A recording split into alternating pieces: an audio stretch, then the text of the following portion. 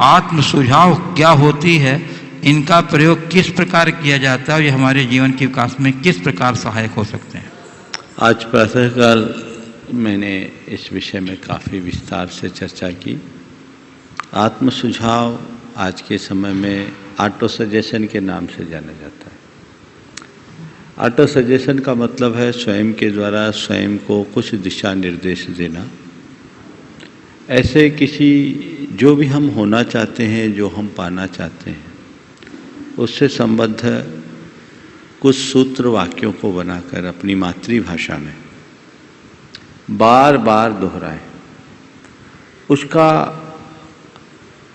हमारे subconscious mind पर गहरा असर होता है। हमारा सबकॉन्शियस माइंड उसे ग्रहण कर लेता है और बार बार अगर हम एक ही आत्म सुझाव अपने मन को दें तो हमारा मन उस वस्तु या उस विषय के प्रति बड़ा सतर्क और जागरूक हो जाता है। तो ऐसे आत्म सुझाव के बल पर हम अपने दोषों और दुर्बलताओं को बहुत आसानी से दूर कर सकते हैं। जैसे किसी को बहुत क्रोध आता है और वह अपने लिए ऐसा आत्म सुझाव दे कि मुझे शांत रहना है, मुझे शांत रहना है, मुझे शांत रहना है।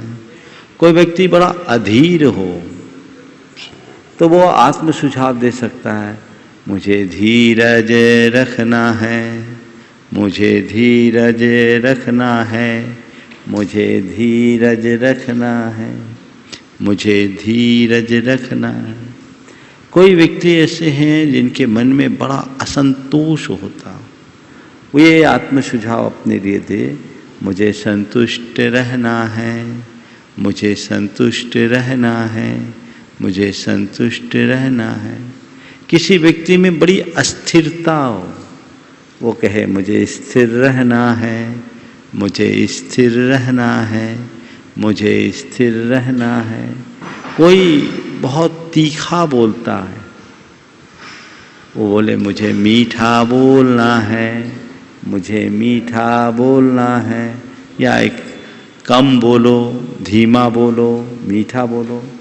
इस तरह के आप जो होना चाहते हैं, जिस दुर्बलता को दूर करना चाहते हैं, उससे संबंधित बातें आप आत्म सुझाव के रूप में दें। आत्म सुझाव के संदर्भ में एक बात और ध्यातव्य है कि एक भी नहीं करना है ये शब्द नहीं आना चाहिए। जो आपको करना है वो दोहराए। अगर आप नकारात्मक शब्दों का प्रयोग करेंगे तो उसका विपरीत असर पड़ेगा। तो ये अलग अलग तरीके से आत्म सुझाव संपन्न किए जा सकते हैं और इनका व्यापक प्रभाव पड़ता है। ये हमारे जीवन व्यवहार को पूरी तरह से बदल सकता है, बदलने का आधार बनता है। तो हमें ऐसे आत्म सुझाव नियमित देते रहने चाहिए। एक स्थान पर बैठिए और अत्यंत दीर्घ और लयात्मक शब्दों में, स्वरों में आप कम से कम 108 बार दोहराइए। मैंने अनेक बार इस विषय में चर्चा की है।